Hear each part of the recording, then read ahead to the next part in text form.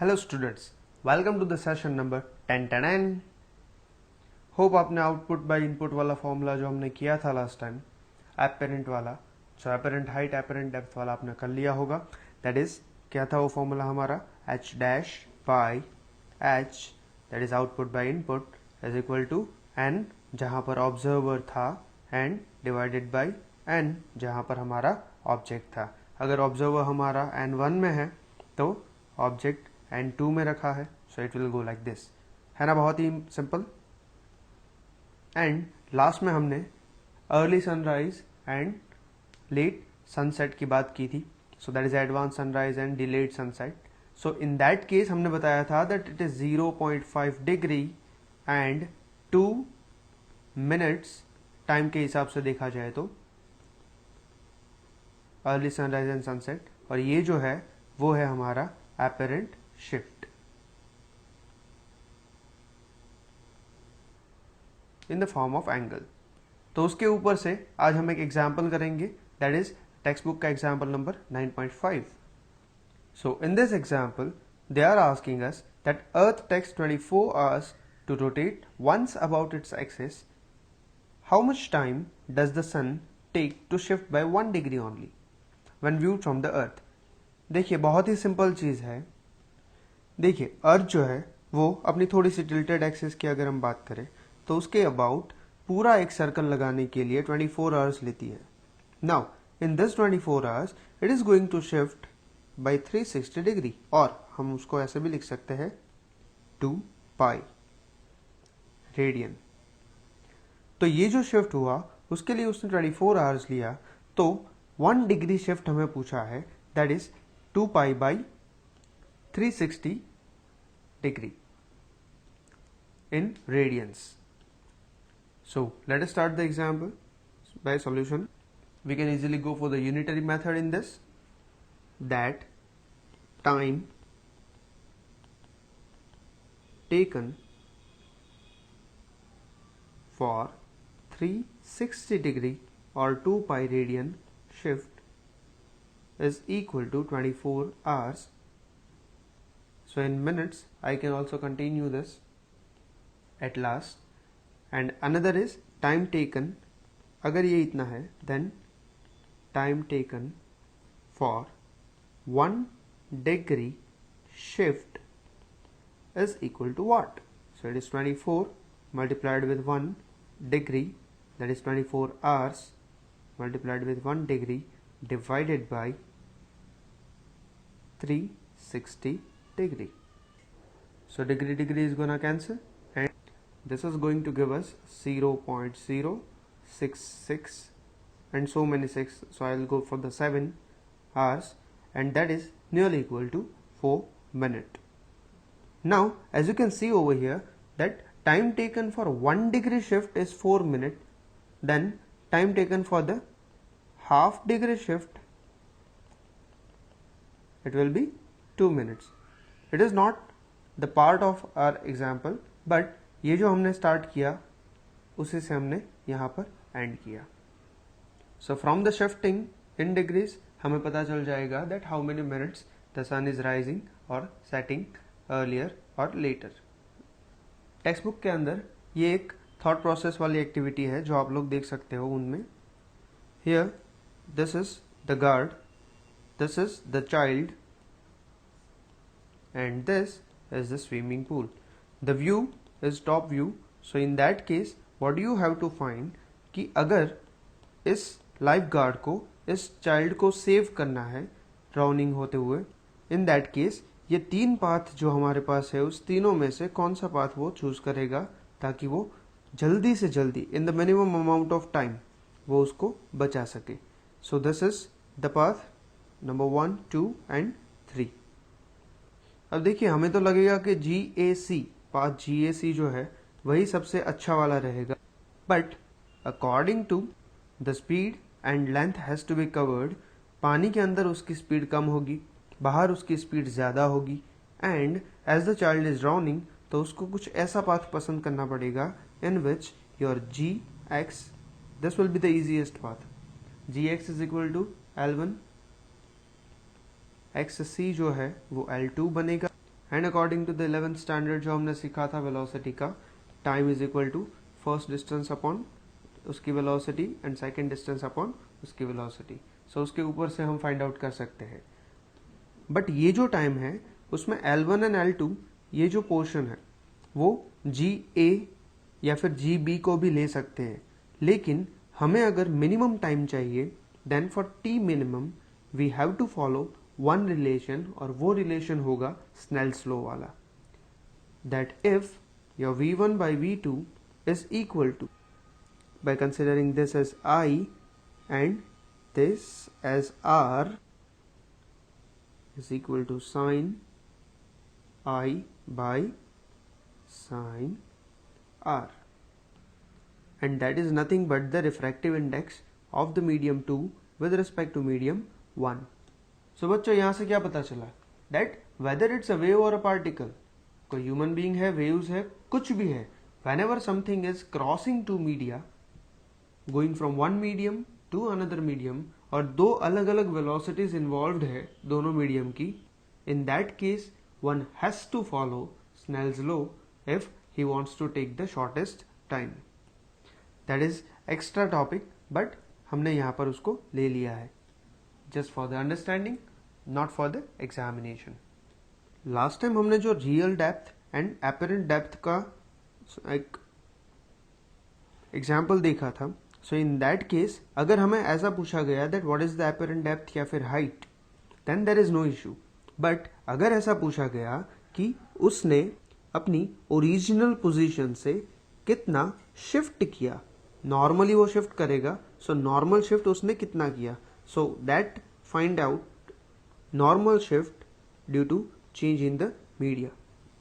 Remember, this is possible only when object and the observer both are in different media. So in this case normal shift will be equal to real depth या फिर height minus apparent depth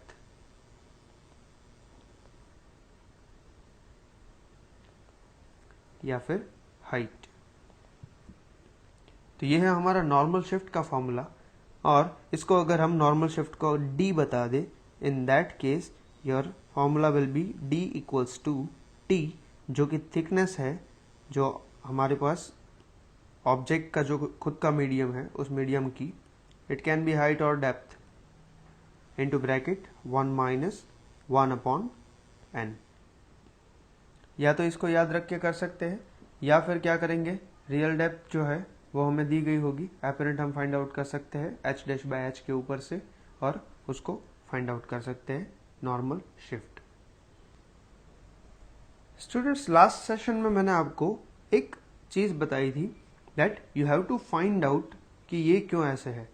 this is also called as reflection of turtle, क्योंकि turtles जो होते हैं वो सतह के surface के थोड़े से नीचे रह के तैरते हैं, दैट्स वाई। तो ये जो चीज़ है that is part of our real life which is also useful in this kind of submarines, I would say optical fibres, binoculars, then prisms and everywhere. So the phenomena that we are going to discuss right now, it is total internal reflection. Total internal reflection, वैसे देखा जाए तो ये refraction का ही एक topic है, but ये वो फिनोमिना है जहां पर स्नेल्स लॉ काम नहीं करता है, याद रखना इसको। तो टोटल इंटरनल रिफ्लेक्शन TIR कब होता है? जब कोई लाइट ऑप्टिकली डेंसर मीडियम जैसे कि ग्लास है, पानी है, बट कंपैरेटिवली डेंसर मीडियम से अगर हमारी लाइट का रे वो रेरर मीडियम में गया, इन दैट केस हमारे पास टोटल इंटरनल रिफ्लेक्शन होने के चांसेस होते हैं। This is the minimum condition and necessary condition that it has to go from denser medium to rarer medium. अब होता क्या है कि ये जो उसका इंटरफेस है, उस इंटरफेस से ये जो रे होगा राइट का वो रिफ्रैक्ट भी होगा और साथ में पार्शली रिफ्लेक्ट भी होगा, बिकॉज रिफ्लेक्शन एंड रिफ्रैक्शन ये दोनों चीजें तो होती ही रहती है. So whenever a medium changes, this will happen. So this will be angle I and this is already angle R. So it is partly refracted to the second medium and partly reflected to the same medium. And this reflection जो हो रहा है उस reflection को हम बताएंगे total internal reflection. So it follows the laws of reflection. Now consider a second ray with a greater angle than before. Let us say this green one. Remember, no arrows, no marks. Now in this case वो क्या करेगा, उससे थोड़ा सा ज़्यादा और refract होगा, ज़्यादा एंगल पर होगा, because it is going from denser to rarer medium like this. So now we got new angle I and new angle R. अब उसका रे रिफ्लेक्ट भी होगा थोड़ा सा, पार्शियली रिफ्लेक्शन, और वो कुछ ऐसे जाएगा. So this is a partially reflected ray, so that is partial reflection, or you can also write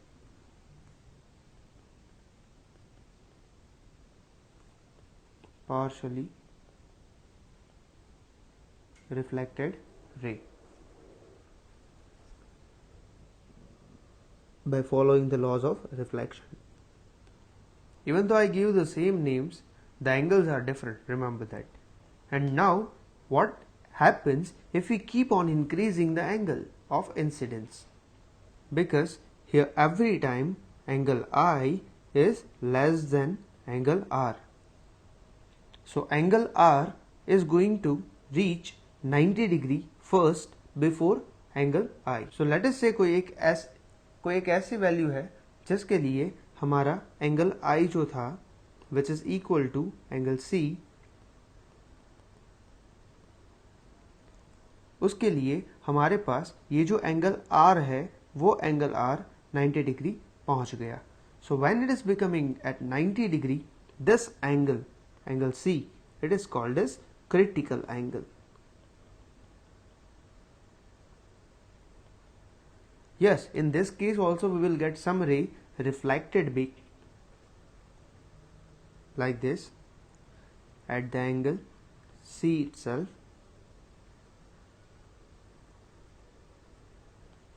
and in this case हम लिख सकते हैं क्रिटिकल एंगल को कि जब हमारा रिफ्रैक्टेड रे का एंगल ऑफ रिफ्रैक्शन वो 90 डिग्री बनता है, तब हमारे इंसिडेंट रे के जो एंगल ऑफ इंसिडेंस को हम बोलेंगे critical angle. So the angle of incidence for which the angle of refraction in the rarer medium is 90 degree, it is called as critical angle of the denser medium with that rarer medium. This is most important. Denser medium जो है उसके साथ जो rarer medium है उसके लिए critical angle है. अगर हम rarer medium change कर देंगे उस denser medium का critical angle change हो जाएगा. Remember that. और ये तभी होगा जब हम denser to rarer में जाएंगे. क्यों? क्योंकि denser के से rarer में जाएंगे तभी हमारे पास I is less than R आएगा. अगर I less than R आया तभी R सबसे पहले 90 डिग्री अटेन करेगा, अचीव करेगा, and you will get still some space to increase I. इसकी डेफिनेशन को शॉर्ट में ऐसे भी लिख सकते हैं, the angle of incidence corresponding to an angle of refraction that is 90 degree is called the critical angle C, या फिर IC भी लिखते हैं इसको. एंड लास्ट में लिखना है द मोस्ट इंपॉर्टेंट, इसके बजाय अगर ये नहीं लिखोगे then it will be wrong for the given pair of media. Most important, that is the definition. इसके बारे में बाद में बात करेंगे और ज़्यादा, लेकिन आगे अगर इस इंसिडेंट एंगल को अगर हमने और बढ़ा दिया, what will happen now? Yes, you guessed it right. वो क्या होगा? वही सेम मीडियम में, ग्लास के ही मीडियम में वापस आ जाएगा। सो वो सीधा नहीं जाएगा, बट वो क्या करेगा? वापस अंदर आ जाएगा। So these are the possible rays, number 1, number 2, number 3। ये जो है वो क्रिटिकल वाला है, येलो वन। और जो रिफ्लेक्ट बैक होके वापस आ रहे हैं ना, ये वाले, वो भी हमारे रेड वाला, ग्रीन वाला एंड येलो वाला। येलो के केस में टेक्स्ट बुक के अंदर हमारे पास रिफ्लेक्टेड रे नहीं दिया है, but it will be there. तो मैं यहाँ बना देता हूँ, आप लोग टेक्स्ट बुक में बना देना। So the angle of incidence during the yellow yellow dirty fellow, वो होगा हमारा कितना?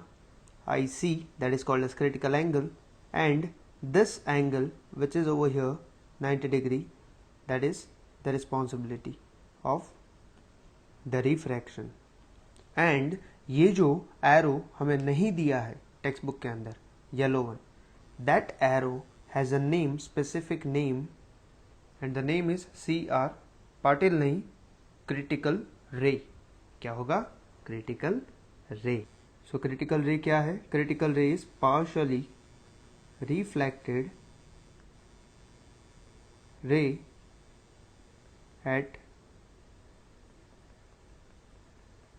critical. So it is a partially reflected ray when light is incident at critical angle at the boundary, or you can say interface, or you can also say surface, from optically denser, this is most important, medium to optically rarer medium. And the last ray to be incident is this pink one, which is going to have the reflection, total reflection, and that happens only at an angle I greater than IC, critical angle. देखिए blue, red, green, yellow, उन सब में जो हमारा reflected ray होगा ना, वो reflected ray वो बहुत ही कम इंटेंसिटी वाला होगा। But in this case when I is greater than IC, your reflected ray is very high intensity ray. But I can also say in this case that no transmission will occur after I greater than IC. No transmission at all. So no diffraction. And from now onwards, Snell's law will not be valid.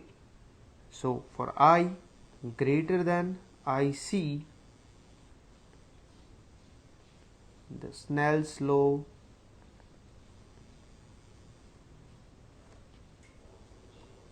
does not have validity.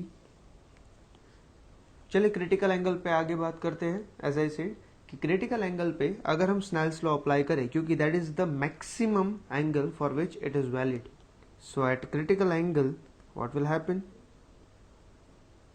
Late us say this is of n2, this is of n1, so I'll have n1 sine IC, Snell's law, is equal to n2 sine 90 degree. And when you have something like this, you are going to have sine IC equals to n2 by n1, which you can write it as n21. If you see here, if our outer medium is air and this medium is water, so refractive index for air it is 1 and for water it is 1.33. So if we consider any denser medium along with the interface at air, so हम लिख सकते हैं that I sin IC equals to 1 upon n, that is the refractive index of that medium. And the final will be, अगर हम IC के लिए लिखे ये पूरा, so IC will be equal to sin inverse of 1 upon n, where n is the refractive index of denser medium. लेकिन ये जो है दैट इज वैलिड ओनली अगर हमारे डेंसर मीडियम के साथ दूसरा रेरर मीडियम जो है वो एयर है. अगर नहीं है, in that case you have to follow this equation. And remember one thing, sine की वैल्यू जो होती है वो मैक्सिमम टू मैक्सिमम 1 होती है. सो अगर मैक्सिमम 1 वैल्यू है, उसके पहले वाली सारी values it is between 0 to 1. So you have to take and 1 is greater than and 2. That is the condition, necessary condition for total internal reflection. इस टेबल में कुछ क्रिटिकल एंगल्स की वैल्यू दी है, लेकिन remember it is with respect to air. वैसे values याद रखनी ज़रूरी नहीं है, लेकिन अगर याद रह जाए देन अच्छी बात है. टोटल इंटरनल रिफ्लेक्शन के एक एक्सपेरिमेंट में ऐसे भी देख सकते हैं हम लोग. देखिए इसमें yellow and blue and furthermore जो ग्रीनिश टाइप की लाइट है वो रिफ्लेक्ट बैक हो रही है, लेकिन येलो वाली लाइट जो है वो ट्रांसमिट भी हो रही है, मतलब उसको रिफ्रैक्शन एंड रिफ्लेक्शन दोनों मिला है. And after that blue light जो है that is undergoing the total internal reflection. अगर हम उसको एंटी क्लॉकवाइज घुमा दे तो वो कुछ ऐसा दिखेगा हमें. देखिए इसमें भी हमारे पास अच्छे से टोटल इंटरनल रिफ्लेक्शन को हम यहाँ पर देख सकते हैं, यहाँ पर भी देख सकते हैं. And this is reflection as well as transmission. देखिए ये रिफ्लेक्शन ट्रांसमिशन दोनों है, ये येलो लाइट जो है उसमें, बाकी ब्लू लाइट में रिफ्लेक्शन, टोटल इंटरनल रिफ्लेक्शन. और यही सेम चीज़ आपको इस वैसल के अंदर भी मिल सकती है. आप घर में भी ट्राई कर सकते हो. ग्लास जो होगा वो ट्रांसपेरेंट ग्लास के अंदर आप पानी ले लो और उसके अंदर डेटोल डाल दो. डेटोल डालने के बाद आपके पास जो लाइट होगी, अगर फॉर एग्जांपल लेजर लाइट नहीं है आपके पास, then what you can do is you can use your flash light.